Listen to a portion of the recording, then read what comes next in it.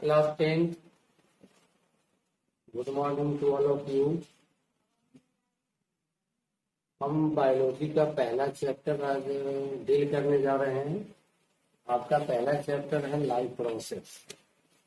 सबसे पहले तो हमें लाइफ प्रोसेस का डिफिनेशन जानना है। What is life process? तो basic vital function performed by living being is called life process, like metabolism, reproduction, nutrition, respiration, growth, etc. मतलब सजीव वस्तुएं जो जैविक क्रियाएं करता है, जैसे ग्रोथ है, भोजन लेना है, रेस्पिरेशन है, लोकोमोशन है, रिप्रोडक्शन है, ये सब जो उनके प्रोसेस है जो वो परफॉर्म करते हैं अपने जीवन काल में, वही सब लाइफ प्रोसेस करना। और ये हमारा बड़ा एक्सटेंसिव चैप्टर है लाइफ प्रोसेस। कम से कम 4 सिस्टम की जानकारी मुझे रखनी है। पहला है डाइजेशन, दूसरा है रेस्पिरेशन, तीसरा है ब्लड सर्कुलेशन और चौथा है इजेशन। ये चारों अपने आप में एक सिस्टम है, एक एक्सटेंसिव चैप्टर है ये लाइफ प्रोसेस। इन सब की बेहतर जानकारी हमें प्राप्त करनी है।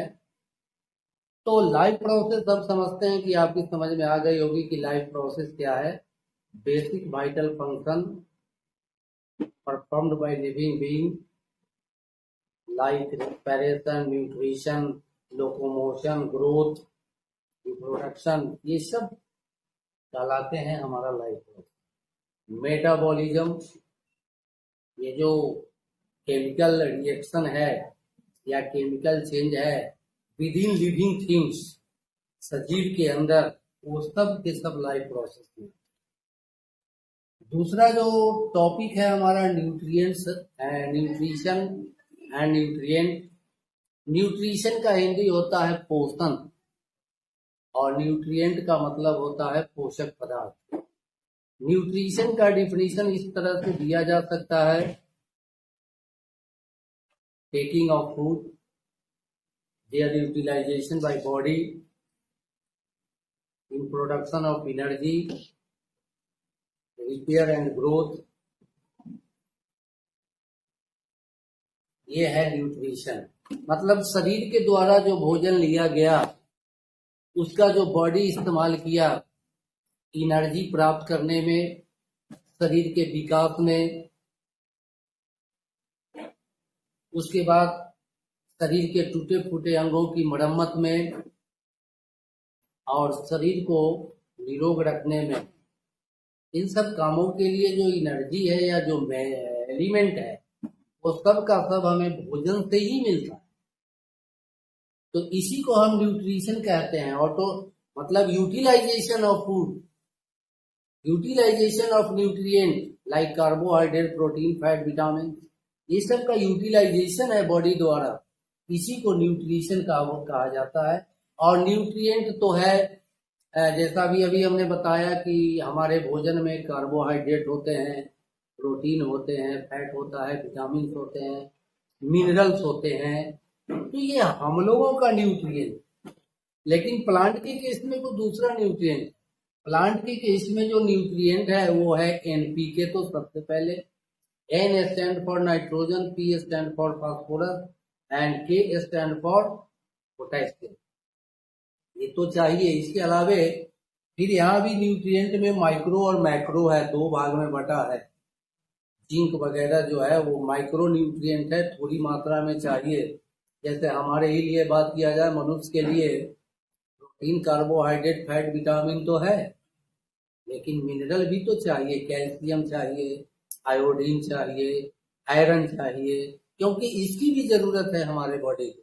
एज फॉर एग्जाम्पल ब्लड का फॉर्मेशन तभी होगा जब शरीर में आयरन की मात्रा होगी, तभी हीमोग्लोबिन बन पाएगा, तभी आपके शरीर में ब्लड की कमी नहीं होगी। और ब्लड सर्कुलेशन तो समझिए कि शरीर का लाइफ लाइन है, जीवन रेखा है। इसका स्टॉप होना डेथ के समान है, मृत्यु के समान। तो न्यूट्रिशन भी आप समझ गए होंगे, in taking of food and their utilization by our body is called nutrition. A nutrient food component like protein, carbohydrate, fat, vitamin, ये सब हमारे न्यूट्रिएंट हैं। न्यूट्रिशन दो प्रकार के होते हैं चिफली, एक है ऑटोट्रॉफिक और दूसरा है heterotrophic. Autotrophic nutrition is performed by all green plant. We all know that green plant make their own food in presence of sunlight with the help of carbon dioxide, water, chlorophyll, etc. इसके द्वारा अपना भोजन बना लेते हैं। This process is called photosynthesis. So green plant are called autotroph, and all other organisms except green plant are called heterotroph, because they cannot produce their own food or their food. They are completely dependent upon either green plant or some animal. जानवर या और भी जो जीव जंतु हैं हरे पेड़ पौधे को छोड़कर, ये अपना भोजन या तो पेड़ पौधे से प्राप्त करते हैं या फिर दूसरे जानवरों से प्राप्त करते हैं। ये अपना भोजन खुद ही नहीं बना सकते क्योंकि इनके पास क्लोरोफिल भी नहीं है, ये फोटोसिंथेसिस बिल्कुल ही नहीं करता। तो ऑटोट्रॉफिक और हेट्रोट्रॉफिक मोड ऑफ न्यूट्रिशन को समझने के बाद ऐसे हेट्रोट्रॉफिक न्यूट्रिशन कई प्रकार के होते हैं, जैसे आपको यहाँ लिखाया गया है सेप्रोट्रॉफिक, पैरासाइटिक, होलोजोइक। अब जरा इन चीजों को समझिए। Saprotrophic mode of nutrition in which an organism gate their food from dead और डिकेइंग ऑर्गेनिक मैटर। सड़े गले मरे हुए कार्बनिक पदार्थों से जो भोजन प्राप्त करते हैं। डेड और डिकेइंग का मतलब यही हुआ, सड़े गले मरे कार्बनिक पदार्थों। कार्बनिक पदार्थों का मतलब हम लोगों के शरीर में प्रोटीन, कार्बोहाइड्रेट, फैट, विटामिन ये सब है, और ये सब कार्बनिक पदार्थ हैं क्योंकि इनमें कार्बन एक चीफ एलिमेंट के रूप में पाया है ना। जैसे आप ही देखिए कार्बोहाइड्रेट का सिंपल एक फॉर्मूला है ना, ग्लूकोज का C6H12O6।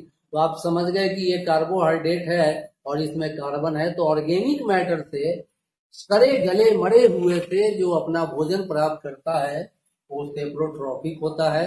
और सेप्रोट्रॉफिक में दो तरह के जीव मुख्य रूप से आते हैं, एक फंगस और दूसरा बैक्टीरिया। ये सड़े गले जानवरों को डिकम्पोज कर देते हैं, उनको सिंपल रूप में लाके नेचर में छोड़ देते हैं, यही है सेप्रोट्रॉफिक। फंगस और बैक्टीरिया सेप्रोट्रॉफिक हो गए। पैरासाइटिक का मतलब होता है परजीवी, एक ऐसा जीव जो कंप्लीटली दूसरे से अपना भोजन प्राप्त करता है, दूसरे के शरीर में, जीवित शरीर के अंदर होता है, मरे हुए पे नहीं, जीवित के अंदर, जीवित के अंदर है और उसी से भोजन प्राप्त करता है। इसमें बैक्टीरिया भी होगा, वायरस भी होगा, एलिमेंट भी होंगे, वर्म भी होंगे, प्रोटोजोआ भी होंगे। तो ये सब पैरासाइटिक है। ये सजीव जीवित प्राणियों से अपना भोजन। होलोजोइक का मतलब हो गया प्राणी सदृश। जैसे मोस्ट ऑफ द ऑर्गेनिज्म जो हैं, बड़े बड़े जानवर, उनमें भोजन लेना है मुंह से, फिर उसका डाइजेशन है, फिर उसका एब्जॉर्प्शन है, फिर उसका एसिमिलेशन है और अंत में इजेशन है। तो जिन जंतुओं में ये 4 स्टेप होता है न्यूट्रिशन में, ये 5 स्टेप होता है न्यूट्रिशन में, मुंह से सॉलिड या लिक्विड को अंदर लेना, फिर उसका डाइजेशन होना, फिर उसका एब्जॉर्प्शन होना, फिर उसका एसिमिलेशन और इजेशन होना। तो ये 5 स्टेप में जो जीव जंतु अपना न्यूट्रिशन पूरा करते हैं, इसी को हम लोग कहते हैं holozoic, holozoic mode of nutrition. अब एक छोटा सा रिएक्शन है केमिकल रिप्रेजेंटेशन ऑफ फोटोसिंथेसिस। परीक्षा के ख्याल से ये सब जरा इम्पोर्टेंट है। अगर हम जानते हैं कि फोटोसिंथेसिस एक केमिकल चेंज है, हमारा रेस्पिरेशन एक केमिकल चेंज है, क्योंकि फोटोसिंथेसिस में सिंपल मटेरियल से ग्लूकोज का निर्माण होता है, ऑक्सीजन बाहर निकलती है, तो ये उसका केमिकल रिप्रेजेंटेशन हुआ। इस केमिकल चेंज को हम केमिकल इक्वेशन के रूप में जब दिखाते हैं फोटोसिंथेसिस को एकदम शॉर्ट फॉर्म में, तो यही कहलाता है केमिकल रिप्रेजेंटेशन ऑफ फोटोसिंथेसिस। इसका जस्ट अपोजिट होता है रेस्पिरेशन। रेस्पिरेशन में ये टूटते हैं, यानी कि ये जो प्रोडक्ट है ये रीएजेंट की तरफ आए और कार्बन डाइऑक्साइड, वाटर ये सब निकलेंगे और साथ साथ एनर्जी भी निकलेगी। तो ऐसे भी कहा जाता है कि respiration is just opposite to the photosynthesis. इसके बाद कंडीशंस नेसेसरी फॉर फोटोसिंथेसिस। हम सभी लोग जानते हैं कि पेड़ पौधे को भोजन बनाने के लिए 4 चीज चाहिए, carbon dioxide, water, sunlight, chlorophyll. और ये 4 चीजों की कमी हो जाने पर पेड़ पौधे प्रकाश संश्लेषण की क्रिया नहीं कर पाते हैं। आपकी पुस्तक में ये एक्टिविटी और एक्सपेरिमेंट दिखाया गया है कि अगर कार्बन डाइऑक्साइड न मिले पौधे को तो भी फोटोसिंथेसिस नहीं होगी, अगर सनलाइट न मिले पौधे को तो भी फोटोसिंथेसिस नहीं होगी, अगर पौधे में क्लोरोफिल नहीं है तो भी उनमें फोटोसिंथेसिस नहीं होगी। और जल के बारे में क्या कहना है, जल तो जीवन है। आप देखिए जिस पौधे को जल नहीं मिलता है उसकी मृत्यु हो जाती है, वो सूख जाता है। तो जल तो नेसेसरी है सभी प्रकार के वाइटल फंक्शन, जैविक क्रियाओं को करने के लिए। हमारे सेल से अगर जल निकल जाए, डिहाइड्रेशन हो जाए है, तो हमारी स्थिति लड़खड़ा जाती है, हम वीक हो जाते हैं और अगर तुरंत केयर न किया जाए तो हो सकता है कि हमारी डेथ भी हो जाएगी। तो जल तो इस ब्रह्मांड में, इस यूनिवर्स में लाइफ के लिए सबसे इंपॉर्टेंट थिंग है वाटर। उसके बारे में तो कहना ही नहीं। तो आपकी पुस्तक में ये दिया गया है, उस एक्सपेरिमेंट को, उस एक्टिविटी को कैसे आप परफॉर्म कर सकते हैं कि पेड़ पौधे को प्रकाश संश्लेषण के लिए कार्बन डाइऑक्साइड कैसे जरूरी है, कैसे आप बताएंगे, क्लोरोफिल कैसे जरूरी है, उसके बाद सनलाइट नहीं मिले तो कैसे प्रकाश संश्लेषण नहीं होगा, और पेड़ पौधे अपना भोजन पहले तो ग्लूकोज बनाते है ना, यही ग्लूकोज बाद में स्टार्च में कन्वर्ट होके पेड़ पौधे के डिफरेंट पार्ट्स में जमा हो जाते हैं। जैसे सीड में जमा हो जाए, फ्रूट में जमा हो जाए, रूट में जमा हो जाए, स्टेम में हो जाए। इस स्टार्च की जांच तो हम लोग बहुत इजी वे में करते हैं। आप लोगों ने भी देखा होगा एक्सपेरिमेंटल लैब में आयोडीन सॉल्यूशन डाल के हम पत्तों में स्टार्च की जांच कर सकते हैं, आलू में स्टार्च की जांच कर सकते हैं। तो स्टार्च टेस्ट के द्वारा हम आयोडीन टेस्ट के द्वारा हम स्टार्च की जांच अच्छी तरह कर सकते हैं। पेड़ पौधे में जो फोटोसिंथेसिस की क्रिया होती है वो ज्यादातर ग्रीन लीव्स में होती है। अगर ग्रीन लीव्स के अंदर सेल के अरेंजमेंट को हम देखें माइक्रोस्कोप की मदद से तो उसमें पेरिसेड और स्पॉन्जी टिश्यू होते हैं और उसमें छोटे छोटे बिंदु जैसे क्लोरोप्लास्ट भी होते हैं। यही क्लोरोप्लास्ट की मदद से पेड़ पौधे की पत्तियां अपने लिए ग्लूकोज बनाती है फोटोसिंथेसिस के द्वारा। यही ग्लूकोज उनके शरीर में सर्कुलेट होते हैं और सरप्लस ग्लूकोज जो है वो उनके डिफरेंट पार्ट्स में जमा हो जाते हैं। इसका वो इस्तेमाल कभी क्रिटिकल कंडीशन में करते हैं। तो ये बातें हुई फोटोसिंथेसिस की। इस एक्टिविटी को, इसके एक्सपेरिमेंट को हमको अच्छी तरह से किताब की मदद से याद कर लेना चाहिए, खुद ही सेल्फ अंडरस्टैंड हो जाना चाहिए। इसके बाद हम लोगों को जो पढ़ना है classification of animal according to their feeding habit. ये भी इजी बातें हैं, ये भी हम सब पहले से जानते हैं। आप सभी लोग अच्छी तरह जानते होंगे कि फीडिंग हैबिट के आधार पर जीव जंतु 5 प्रकार के होते हैं, herbivorous, carnivorous, omnivorous, sanguivorous, insectivorous. सबको पता herbivorous are plant and plant part feeding animal, carnivorous are flesh eating animal like lion tiger, insectivorous are insect eating animal like wall, lizard, frog, ये सब। Sanguivorous are blood feeding animal like mosquito, leech. And omnivorous इसे हिंदी में बोलते हैं सर्वाहारी, सब कुछ खाने वाला। जैसे मनुष्य भी सर्वाहारी है, कौवा भी सर्वाहारी है, ये सब कुछ खा लेता है, जो मिल गया सब खाया। तो ये फीडिंग हैबिट के आधार पर तो इस तरह से जीव जंतुओं का क्लासिफिकेशन किया गया है। अब हम लोग चलें जरा ह्यूमन न्यूट्रिशन के बारे में। जितने भी बड़े बड़े कॉम्प्लेक्स ऑर्गेनिज्म है, जैसे एम्फीबिया है, रेप्टिलिया है, मैमल है, ये सब कॉम्प्लेक्स एनिमल माने जाते हैं, क्योंकि इनमें वेल डेवलप्ड सिस्टम होते हैं और हर सिस्टम के साथ कुछ अंग होते हैं और वो एक खास काम करते हैं। जैसे digestive system, only responsible for digestion of food, respiratory system, only responsible for break down of glucose inside the cell. तो ये अलग अलग सिस्टम वाले ही जंतु कहलाते हैं कॉम्प्लेक्स ऑर्गेनिज्म। तो मनुष्य भी कॉम्प्लेक्स ऑर्गेनिज्म है, उस भी जटिल जंतु माना जाता है, क्योंकि उनमें भी ढेर सारे सिस्टम है, skeletal system, muscular system, blood circulatory system, digestive system, nervous system, reproductive system, और भी बहुत सारे, इम्यून सिस्टम भी आजकल चलता है, वो भी सिस्टम है। तो तरह तरह के सिस्टम वाले जो जंतु हैं वो कॉम्प्लेक्स ऑर्गेनिज्म माने जाते हैं।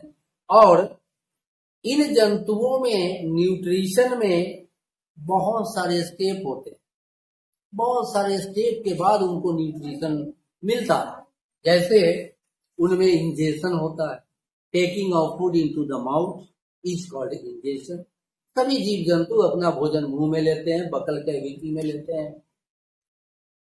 दूसरा स्टेप है डाइजेशन, जिसका डेफिनेशन है conversion of complex food into simpler form with the help of digestive enzyme और द प्रॉपर एब्जॉर्प्शन ऑफ बिल्ली present in small intestine. Digestion का मतलब हमारे द्वारा लिया गया भोजन का कन्वर्सन है, बदलना है, उस रूप में लाना है जिस रूप में ये बॉडी द्वारा यूटिलाइज हो सके, इस्तेमाल हो सके। इसी को हम डाइजेशन कहते हैं। और ये डाइजेशन डाइजेस्टिव एंजाइम की मदद से होता है। तरह तरह के डाइजेस्टिव एंजाइम शरीर के डिफरेंट अंगों में है, वहां से ये रस निकलता है भोजन पे और धीरे धीरे धीरे धीरे धीरे उसको सिंपल रूप में डाल देता है। यही भोजन जब हमारे स्मॉल इंटेस्टाइन के अंतिम छोर पे जाता है, तब तक ये कन्वर्ट हो चुका होता है। कार्बोहाइड्रेट बिल्कुल कन्वर्ट होके ग्लूकोज में बदल जाता है, प्रोटीन वाला जो भोजन है वो कन्वर्ट होके एमिनो एसिड में बदल जाता है, फैट जो हमने भोजन के रूप में लिया वो बिल्कुल कन्वर्ट होकर फैटी एसिड और ग्लिसरॉल के रूप में कन्वर्ट हो गया।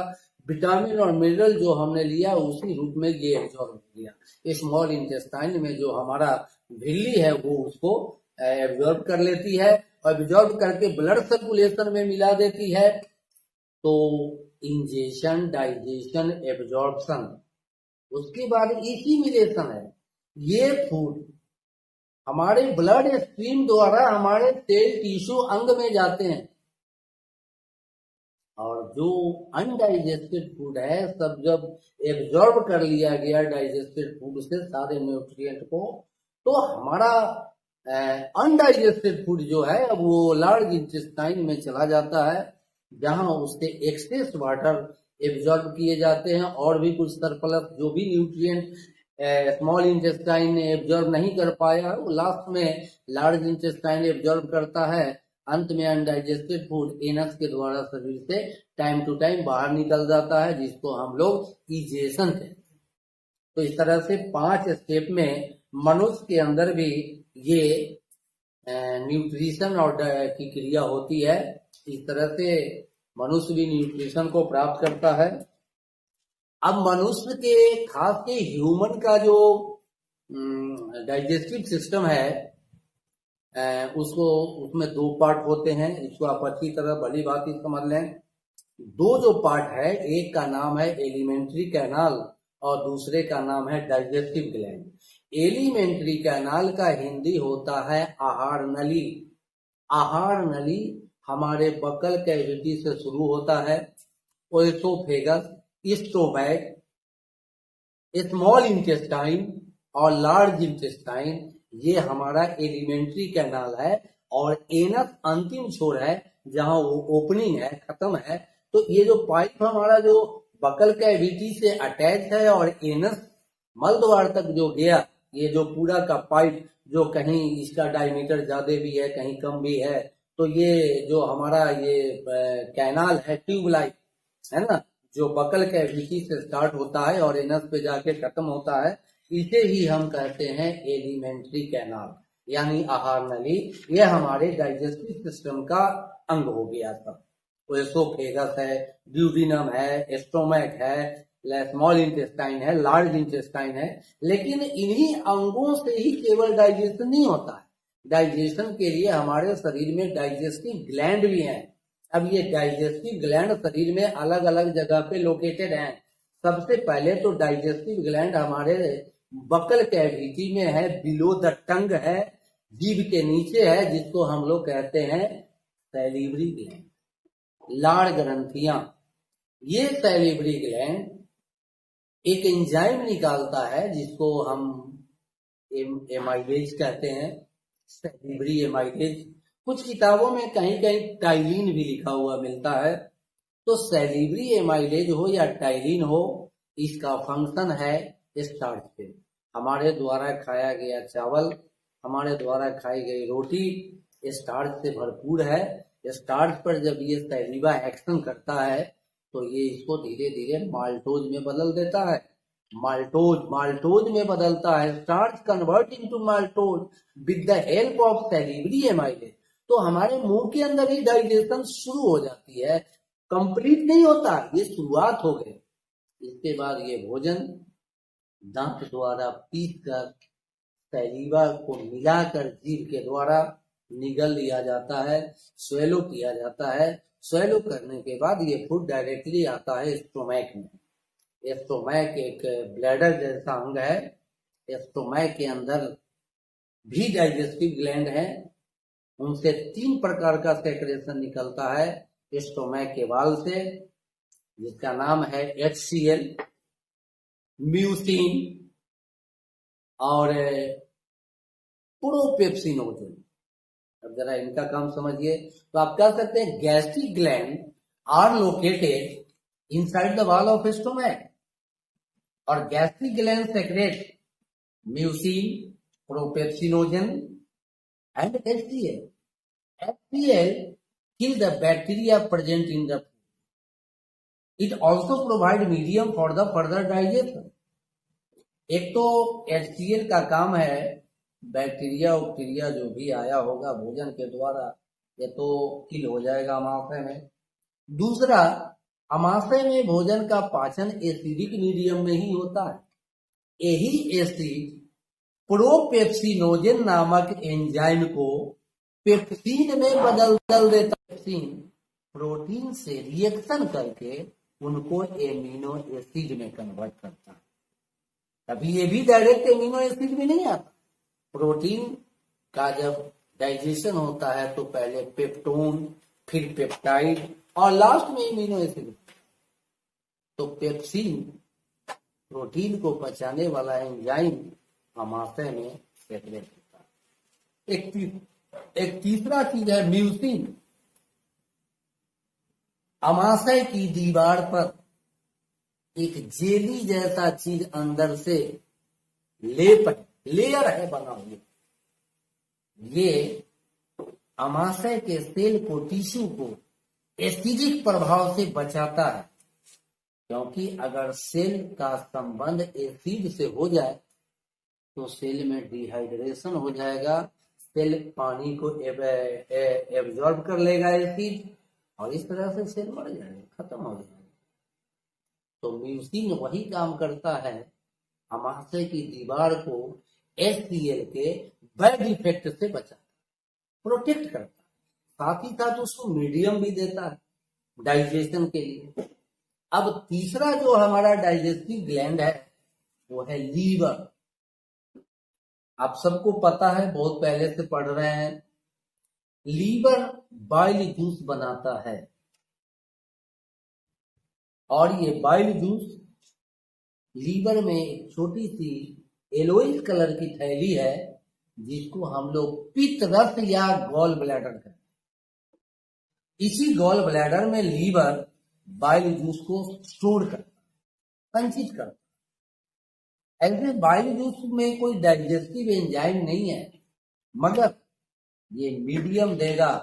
अमाशय में तो भोजन का पाचन एसिडिक मीडियम में होगा, लेकिन जब ये भोजन अमाशय से आंत में आएगी, स्मॉल इंटेस्टाइन में आएगा, उसका जो स्मॉल इंटेस्टाइन का जो शुरू का पार्ट है, जिसको हम लोग ड्यूडिनम कहते हैं, जो यू आकार की नली है, अमाशय से जुटी हुई यू आकार की नली, यहाँ पर वो बाइल जूस निकलता है और पैनक्रिएटिक ग्लैंड के डक्ट में खुलता है। मतलब ऐसे, मतलब आप इसको कुछ इस तरह से समझें, थोड़ा सा ब्लैक बोर्ड पे आप किताब की मदद से भी इसको देख सकते हैं। आप ऐसे समझें कि ये हमारा पैनक्रिएटिक ग्लैंड है, ठीक है, और इधर से आ जा रही है ये एक ये लीवर है, ये लीवर, ठीक है, और ये जो हमारा ये जो पाइप है ना, ये तो पैनक्रिएटिक ग्लैंड हो गया, पैनक्रिएटिक ग्लैंड, और ये हमारा लीवर हो गया, और यहाँ पे हमारा गॉल ब्लैडर है। तो ये गॉल ब्लैडर से बाइल जूस इस कॉमन बाइल पैनक्रिएटिक डक्ट में आ गया, कॉमन, इससे इधर का मटेरियल भी निकलेगा और इधर का मटेरियल, और ये आंत में ड्यूडिनम में ये पाइप खुलेंगे, यही ड्यूडिनम आगे चल के स्मॉल इंटेस्टाइन में, ठीक है। तो इसमें आकर के ये बाइल जूस मिला, और अब जो भोजन हमारा अमाशय से एसिडिक बन के आया था, वो स्लाइटली अल्कलाइन हो जाएगा, क्षारीय हो जाएगा, क्योंकि अब फर्दर डाइजेशन एसिडिक मीडियम में नहीं होगा, अल्कलाइन मीडियम में होगा। वही बाइल जूस देता है, वहां पर मीडियम चेंज करता है। और बाइल जूस एक और भी इंपॉर्टेंट फंक्शन ये करता है कि ये फैट के डाइजेशन में मदद करता है, फैट के बड़े बड़े मॉलिक्यूल को इमल्सिफाई करता है, छोटे छोटे बूंदों में तोड़ता है। इमल्सिफिकेशन फैट के डाइजेशन के लिए जरूरी है, जो काम बाइल जूस करती है। अब जरा यहाँ पे भी आ जाएगी, जो हमारा पैनक्रिएटिक ग्लैंड है, जिसको हम अग्नाशय ग्रंथि कहते हैं, ये अग्नाशय ग्रंथि अमाशय के ठीक नीचे है, और इसको exocrine gland as well as endocrine gland कहा जाता है, क्योंकि ये डाइजेस्टिव एंजाइम भी बनाता है और हार्मोन भी सेक्रेट करता होगा। आपने सुना होगा इंसुलिन की कमी से लोगों को डायबिटीज हो जाती है, चीनी की बीमारी हो जाती है, तो ये इंसुलिन भी यही देता है। इसके अलावा ये 3 गो डाइजेस्टिव एंजाइम निकालता है, बड़ा इंपॉर्टेंट है। एक का नाम है ट्रिप्सिन, दूसरे का नाम है एमाइलेज, और तीसरे का नाम है लाइपेज। फिर ट्रिप्सिन प्रोटीन डाइजेस्टिव एंजाइम है, अमाशय में पेप्सिन और स्मॉल इंटेस्टाइन में ट्रिप्सिन। फिर ये ट्रिप्सिन वही करता है, फिर ये ट्रिप्सिन प्रोटीन को डाइजेस्ट करके पेप्टोन पेप्टाइड एमिनो एसिड में कन्वर्ट कर देता है। एमिनो एसिड के बाद कोई कन्वर्सन नहीं है, that is the end product, वो सबसे अंतिम उत्पाद, वो इंड प्रोडक्ट हो गया। तो प्रोटीन को पचाने वाला एंजाइम है ट्रिप्सिन, फैट को पचाने वाला एंजाइम है लाइपेज, जो पैनक्रिएटिक ग्लैंड से निकलता है, और ये फैट को फैटी एसिड प्लस ग्लिसरॉल में कन्वर्ट करता है। फैटी एसिड और ग्लिसरॉल में कन्वर्ट कर देता है, तो फैट का डाइजेशन हो गया। तीसरा जो एंजाइम है एमाइलेज, याद कीजिए, अभी सैलिवरी ग्लैंड में बताए हैं, वही बात है। कार्बोहाइड्रेट को डाइजेस्ट करके ये ग्लूकोज में बदल देगा एमाइलेज, तो कार्बोहाइड्रेट कन्वर्ट होके ग्लूकोज में आ गया, प्रोटीन कन्वर्ट होके एमिनो एसिड में आ गया, फैट कन्वर्ट होके फैटी एसिड और ग्लिसरॉल में आ गया, ये डाइजेशन हो गया, प्रोटीन कार्बोहाइड्रेट और फैट। अंतिम में यही पैनक्रिएटिक ग्लैंड से ये तीनों एंजाइम प्लस एक ही इंसुलिन ही नहीं है, और भी 2 हार्मोन है, एक का नाम है ग्लूकागोन और एक और भी है हार्मोन। तो खैर आपको उतनी जानकारी नहीं लेना है, इंसुलिन के बारे में जानना है ये कि it control blood sugar level due to lack of insulin human being causes diabetes, मनुष्य में चीनी शुगर की बीमारी होती है।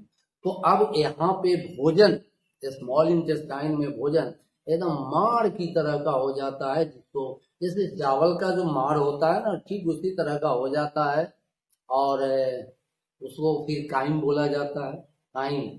और स्मॉल इंटेस्टाइन के अंतिम छोर पे फिंगर लाइक प्रोजेक्शन होते हैं हाथ के अंदर, जिसको हम लोग भिल्ली बोलते हैं, भिल्ली। ये भिल्ली कुछ इस टाइप के होते हैं।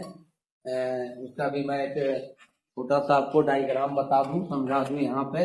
वो भिल्ली क्या है कि मान लीजिए कि अगर हमने स्मॉल इंटेस्टाइन को काट के और माइक्रोस्कोप में देखा तो ये एक गोल रिंग की तरह दिखाई देगा, और इसके अंदर में फिंगर लाइक इस टाइप के निकले होते हैं, बहुत सारे फिंगर लाइक प्रोजेक्शन इस टाइप के निकले होते हैं। और यहीं पर आपका वो बिल्कुल माड़ जैसा डाइजेस्टेड फूड पड़ा हुआ है। ये सारे के सारे इसमें से न्यूट्रिएंट को एब्जॉर्ब करेंगे, और इस सब के साथ ब्लड सर्कुलेशन लगा हुआ है। ब्लड स्ट्रीम में ये सब के सब जा रहे हैं, ब्लड स्ट्रीम में जाके ये सेल को मिल जाए। तो इसी को हम लोग एब्जॉर्प्शन एस्टिमुलेशन कहते हैं। एस्टिमुलेशन मतलब ब्लड सर्कुलेशन में चला गया, तो ब्लड सर्कुलेशन में ये सेल और टिश्यू में जब गया तो वही एस्टिमुलेशन हो गया। अनडाइजेस्टेड जो फूड है, अपचा भोजन, बिल्कुल अब हमने स्मॉल इंटेस्टाइन से जो भी लेना है ये बिलाई ले चुका, लेते उसके बाद ये भोजन लार्ज इंटेस्टाइन में पहुंचेगा, जहां पर वाटर, साल्ट और भी कोई अगर यूजफुल चीज जो यहाँ स्मॉल इंटेस्टाइन में एब्जॉर्ब नहीं हो पाया वो लार्ज इंटेस्टाइन में एब्जॉर्ब हो जाएगा।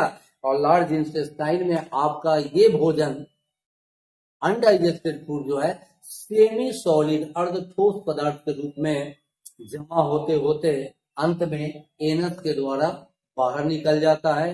तो ये हमारा ह्यूमन डाइजेस्टिव सिस्टम है। अगले दिन के क्लास में हम human respiratory system, blood circulatory system और ह्यूमन एक्सक्रीटरी सिस्टम पे बात करेंगे। तब जाकर कहीं लाइफ प्रोसेस का एक चैप्टर बायो का पूरा हो पाएगा। तो हम आपसे ये निवेदन करेंगे कि आप सभी लोग डाइजेशन को अच्छी तरह से समझ लें किताब की मदद से। अगर बुक नहीं है तो विद्यालय से कंसल्ट कीजिए और यथाशीघ्र बुक का इंतजाम कीजिए, क्योंकि अब अगर थोड़ा भी लेट करना, आप बोर्ड परीक्षा देने वाले हैं, आपका ऐसे ही समय लॉकडाउन में यूं ही बेकार जा रहा है। अब आगे भी इसी तरह से अगर लॉकडाउन होती रहेगी तो आपको पढ़ाई लिखाई तो हो नहीं पाएगा। इसलिए be conscious, be ready to self study. आप तैयार हो जाइए स्वतः अध्ययन के लिए। हम लोग हिंट देते रहेंगे टाइम टू टाइम इसी तरीका से। नई क्लास खुलेगी तो फिर क्लास चले